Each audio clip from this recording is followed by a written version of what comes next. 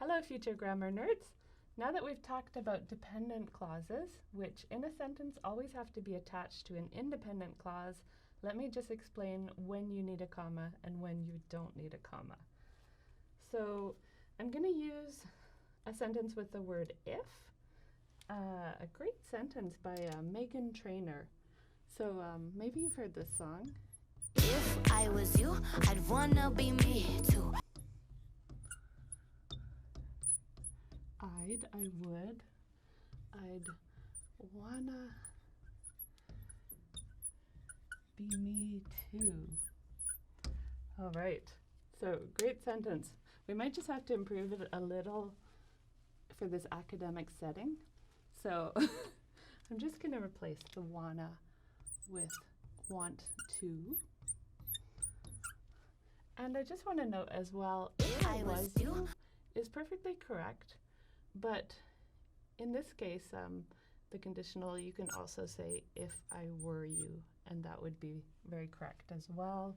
The reason you can have two things that are correct is because one is quite commonly used. This one is actually grammatically correct, but this one is so commonly used that it's become correct as well. That is the way English works. If enough people do it, it becomes the rule. So if I was you, I'd wanna be me too. So because you have the dependent clause first, okay, this is the subordinating conjunction that makes the first clause dependent. So if I was you, I can't just walk up to somebody and say, hi there, if I was you. They would be waiting for more. So the main clause is the more that they're waiting for. I'd want to be me too. It would sound a little strange alone, you know, if I just walked up and say, I'd want to be me too. Sounds a little odd alone, but it is an independent clause. We know because it has a subject, it has the verb,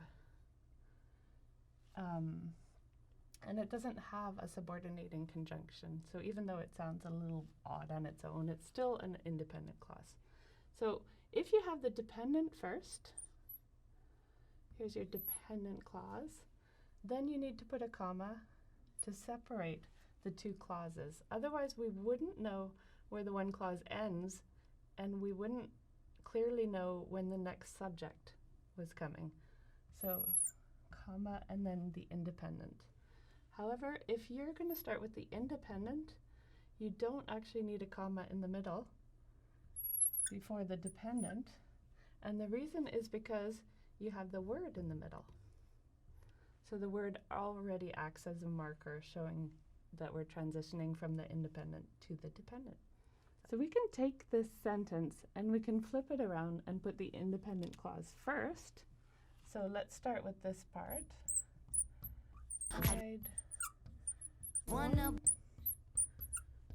be me too.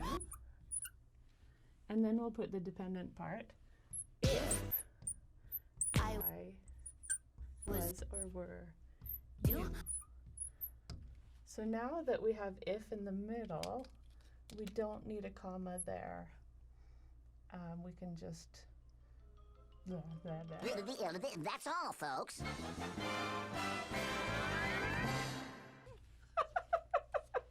Shoot.